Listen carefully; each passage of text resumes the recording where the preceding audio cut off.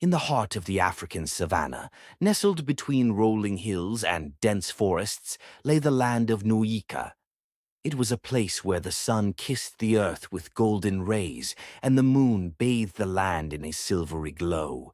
In the heart of the vast Naika plains, where the winds whispered secrets through ancient baobab trees, there lived a woman who defied time. Jongoro, the Ageless Prophetess, was a legend in her land, with eyes as deep as the midnight sky and a beauty that had remained untouched since her 19th year. She was both adored and revered. Her luminous face shone like the moon at night, guiding her people through countless generations. Jongoro was no ordinary woman. She was said to be over 200 years old, yet she looked no older than 19. Her beauty was otherworldly. Her skin glowed with a radiance that seemed to come from within, and her eyes held the wisdom of centuries. She was loved by all, for she had saved the village from countless calamities, droughts, plagues, and even wars. But Jongoro carried a heavy burden, a curse that had haunted her for as long as she could remember. Every year on the night of the blue moon, Jongoro's true age would reveal itself. Her youthful visage would wither away, replaced by the face of an ancient statue. Her hands would become brittle, her body frail, her skin would hang from her thin self, and she would retreat to the holy mountains away from prying eyes. Her eyes would turn into a blue facade that would glow in the sacred mountains. It would last the whole week of the blue moon before her body would reset itself back to the age of 19 years. The curse could only be broken if a young man genuinely fell in love with her. But over the centuries, many had tried and failed. Some had even perished in their pursuit, their bones found in the mountains, their names etched in ancient letters. Such was the son of the richest man in the village, Musa, whose heart beat for Jongoro. He lived and dreamt of her. Musa walked in her shadows, always wanting to catch her attention. Jongoro never seemed to notice him, even when he would frequent their home compound and engage her relatives in small talk. He had thought of so many ways to disclose his love for her, but every time he saw her, Jongoro was either accompanied or in her maiden hut, which he wouldn't dare to step in for. He would be banished from the village for violating a girl's honor. On the night of the blue moon that year, Musa followed her onto the pass that led to the sacred mountains. He would retreat in the shadows until they were out of the village, his heart beating vigorously in his chest with the thought that this was his only chance at love. He quickened his pace to catch up with Jongoro, who was effortlessly making her way up the steep hill. With the nighttime approaching fast, he called after her to wait for him in the shadows of the tall trees. But alas, a chill crept throughout his body when he felt a cold hand touch his shoulder from behind him. A frail old woman asked him, "Why are you following me, Musa? Don't you know it's unwise to follow a maiden into the forest?" Musa could not believe what he saw when he turned. Sure, the voice was Jongoro's, but a withered old woman who had come out of nowhere stood in front of him, barely able to stand, for she was so emaciated and wrinkled. An eerie silence followed. "Why are you using Jongoro's voice?" he managed to ask. "Musa, you are not the one," the old woman replied, ignoring his question. "How do you mean?" Musa became very worried as the old woman had said those words with finality that took most of her breath away. The voice, that of Jongoro, he knew with his whole heart, ringing in his ears. "Musa, I cry for your soul. My spirit does not love you. I have tried everything to show you that we were not meant for each other, but you were unwise to follow me, a maiden alone to the holy mountains." The woman disappeared from his sight before he could ask another question. It was only then that he realized that it was Jongoro who had stood in front of him moments ago. Darkness had formed around him when he saw from beyond the far hill of the mountain a withered old woman glowing in a blue light, crying. A shrill voice rang over him, sharp and scary, like breaking of glasses. "Now that you have learned the Jongoro's secret and have seen her, Yet you are not the one to break the ancient curse. It has been decided that you must join your forefathers in the spirit journey. Musa's flesh started drying up as the noise of breaking glasses was heard in the forest. Weeks later, after many nights of searching for him in the jungle, the villagers came upon his dry bones on a rock with his name written using the ancient letters of the land. Jongoro secretly cried for his soul, for many nights sad that her curse had taken another suitor. She was sorry for him. She and the king were the only custodians to the secret of her curse. Jongoro continued prophesying for the land many years. Many men continued pursuing her, for no man could resist her beauty.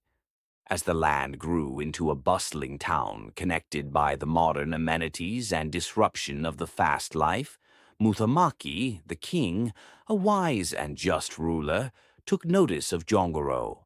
She had been sending emissaries and warnings to him whenever something unpleasant was to happen in his kingdom, for she could see into the future. He was also captivated by her beauty and wisdom, and he adopted her as his daughter. The king revered for her counsel, and she became a beloved figure in the royal court. But even the king could not lift the curse that bound her. Jongoro's life was one of solitude and longing. She had outlived everyone she had ever known, and the weight of her immortality was a heavy burden. She often cried at night, wishing for the curse to be lifted, for a love that would set her free. To escape her loneliness, Jongoro decided to join the state college.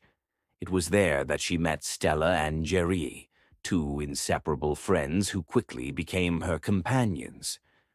Jongoro enjoyed their company, but she could never reveal her true self to them. She was careful to keep her distance, for she feared that her curse might bring harm to those she cared about. Stella, bold and spoiled by her middle-class upbringing, was always the center of attention. Jerry, on the other hand, was kind-hearted and down-to-earth. Everything changed in Jongoro's academic year when she met Mondo, a brilliant but humble engineering student from a humble background. Unlike the other young men, Mondo showed no interest in Jongoro's beauty. Instead, he treated her with genuine friendship, valuing her intellect and personality. She, on the other hand, was intrigued by his humility and intelligence, and the two became close friends. Stella was appalled. "Why are you wasting your time with a poor boy like Mondo?" she scoffed one afternoon. "You're the adopted daughter of the king. You deserve someone of higher status." Jongoro smiled calmly, concealing the pain Stella's words inflicted. She remembered her own humble beginnings and the simplicity of village life. "Not everything is about wealth, Stella," she replied softly. Jerry, ever supportive, nodded. "Mondo is a good person. That's what matters." Despite Stella's disapproval, Jongoro and Mondo grew closer. They spent countless hours together discussing everything from engineering marvels to the mysteries of life.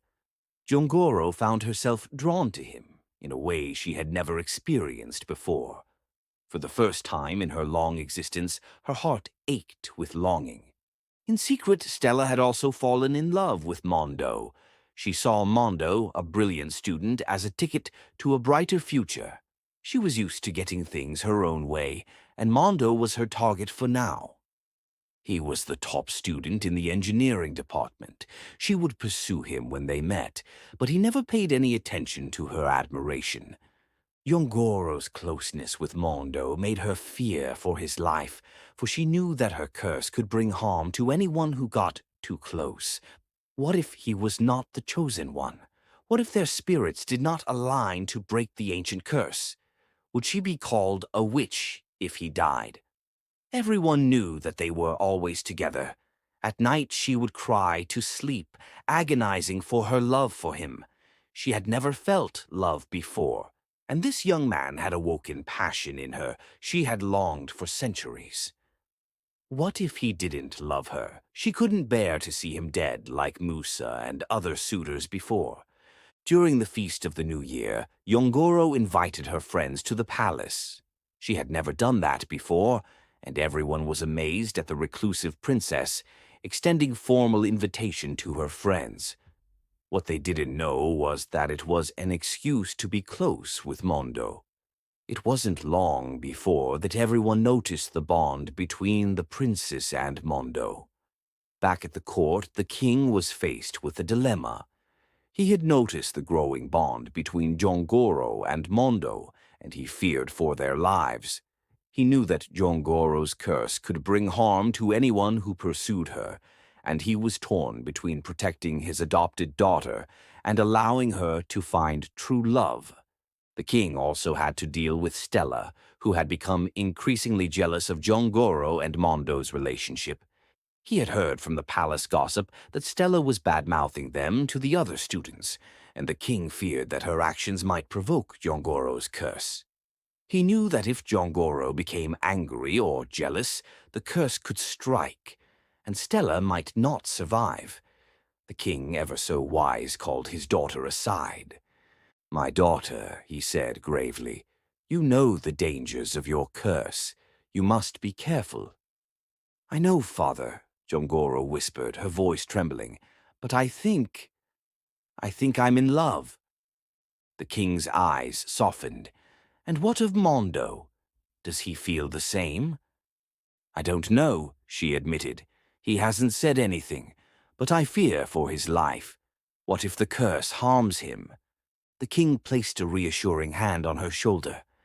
"True love is a powerful force. If Mondo's love is genuine, it will protect him. But you must be patient and cautious. I also want to urge you to ignore Stella with your life. You know what will happen if you awaken the spirit of jealousy and anger. You have lived longer than me, my daughter. I don't have to remind you." Jongoro smiled at the king's counsel and nodded. She was happy the king had her back. She was determined to break the curse more than ever. She wanted to be loved like a woman. She also knew about Stella's love crusade and had long decided to ignore it. If Mondo loved her, then let it be. As the months passed, Mondo's love for Jongoro grew only stronger. He was determined to prove his love, even if it meant risking his life. Jongoro, too, had fallen in love for the first time in her long life, but she was terrified of what might happen if the curse was not lifted. Back in college, Stella's attempts to win Mondo's attention became more desperate. The more he ignored her, the more she persisted. But Mondo's heart was already spoken for. One evening, as they sat on a bench at the University Green Park, the stars shimmering in the night sky, he finally found the courage to speak. "Jongoro," he began hesitantly, "I know I'm just a poor boy from a humble background, but I need to tell you something." Jongoro's heart raced. She could sense the tension in his voice and the agony on his face. "What is it, Mondo?" I think I've fallen in love with you," he confessed, his voice barely above a whisper. "But I understand if you don't feel the same. You're the adopted daughter of the king, and I'm—" Before he could finish, Jongoro placed a finger on his lips. "Mondo, I have lived for over 200 years. I have seen kingdoms rise and fall, but I have never felt what I feel for you." Mondo's eyes widened in shock. "What are you saying?" "I'm saying that there are so many things you don't know about me." As their hands intertwined, a warm golden light enveloped them. Jongoro was surprised that nothing was happening. No man had flirted with her and survived to tell the story. The intensity of love shook her whole body, but she still was afraid that he would die. She ran away from him crying, fearful that she would witness the drying up of his bones right before her eyes. Mondo had expected to be rejected by the princess because his family had no titles at the king's palace, but her strange words kept him awake the whole night. What did she mean by being alive for 200 years? What was she hiding from him? Why had she reacted that way, yet she had been encouraging the friendship? For all this time they were in college. It was just a short time to graduation. Early in the morning he made a firm decision to visit the palace and confide in the king, who had been more than friendly to him during the festive season. He sought to get answers to the strange remarks the princess had made. The king, on hearing it, was Mondo stopped the matters of state at the court to invite him over. The king dismissed everyone else except the queen. "Your Majesty, I come before you as your humble servant with a heavy heart, beseeching you in your wisdom to give me answers that the princess couldn't give. I thank you with the little knowledge I have, O you wise king, for lending me your gracious ear." The king laughed when he saw the awkward formality of the boy who had made his daughter fall in love after 2 centuries. "Mondo, don't be so formal. You are Jongoro's friend, therefore now a friend of the court. I hope my daughter is okay." Mutamaki the king tried to put Mondo at ease. "Jongoro is okay, but she spoke of strange things to me yesterday." Mondo, now relaxed, told them the whole incident. He assured his king that he loved her. The king then revealed to Mondo the ancient curse. Mondo was very surprised, but now he understood why the princess had reacted that way the day before. Mondo was willing to help Jongoro to break the ancient curse. The king emphatically warned him of the danger. Mondo knew that he knew he loved her. He could risk everything for her, the most kind and beautiful woman he had ever met. He was the center of jealousy in campus among the boys, for Jongoro never acknowledged other men, no matter their wealthy or noble background. He considered himself lucky to have the attention of the most beautiful woman in the university. The week of Blue Moon rose once again, 1 week after Mondo left the court. Jongoro had avoided Mondo the days that followed, but he followed her patiently to the mountains. She was crying the whole time, yearning for love and companionship with Mondo. Mondo had come prepared. He had studied ancient texts and understood more about the curse. He knew that true love was the only way to break it, and he was willing to do whatever it took to save Jongoro. When Jongoro saw Mondo in the mountains, she was filled with both fear and hope. She cried even louder because she knew it was a short time before her body reverted to an old hag. Mondo stood at the slopes of the ancient hill, waiting patiently. He was trembling inside, but there was no turning back at this time. He was with the woman he loved. Suddenly, Jongoro revealed her true self to him, showing him the ancient hag that she became under the curse. But Mondo did not flinch. He took her withered hands in his and declared his love for her, vowing to stay by her side no matter what. When her brittle, skinny, bony hands touched him, he felt a force going through him. He stood firm, gazing into her ancient eyes, ready to fight for her, his spirit tied to Jongoro's. As Mondo's words of reassuring her echoed through the mountains, a miraculous thing happened. Jongoro's body began to change. The wrinkles faded, her skin became smooth, and her hands regained their strength. It would take several days for her body to revert to 19 years the previous seasons, but with Mondo by his side it was happening in real time. The curse had been broken. They both cried in happiness, holding hands, gazing at each other. Jongoro and Mondo returned to the village, hand in hand. The king was overjoyed to see his daughter free from the curse, and he blessed their union. They married after graduation. The king called for a grand feast, where he revealed the secret of Jongoro's curse to the entire land. The people celebrated, for they knew that true love had triumphed over darkness. Mondo, now a son-in-law to the king, joined the court as one of the advisors. Stella, however, was not so fortunate. Her jealousy and spite had blinded her, both literally and figuratively. As she continued to pursue Mondo, she was struck by temporary blindness, a consequence of her actions. It was only after Jongoro and Mondo were married that her sight returned, and she realized the error in her ways. Stella apologized to Jongoro and Mondo, and they forgave her. She blessed their love too. Jongoro and Mondo's love story became the stuff of legend. They lived a happy life together, blessed with a son and a daughter who inherited Jongoro's beauty and Mondo's brilliance. The curse of the blue moon was never spoken of again, for it had been lifted by the power of true love. Jongoro, now free from the burden of immortality, lived a normal life. She grew old gracefully, surrounded by her loved ones. And though she no longer possessed the magical powers of her youth, she was content, for she had finally found the love she had been searching for all her life. Years passed, and Jongoro's story passed down from generation to generation. The land grew into a thriving town, and the people never forgot the prophetess who had saved them from calamities and found true love. Jongoro's legacy lived on in her children, who grew up to be wise and just rulers, just like their mother. And though Jongoro was no longer with them, her spirit remained, a beacon of hope and love for all who knew her story. And so the tale of Jongoro, the ageless beauty and the curse of the blue moon, became a timeless legend, a reminder that true love can conquer even the darkest of curses.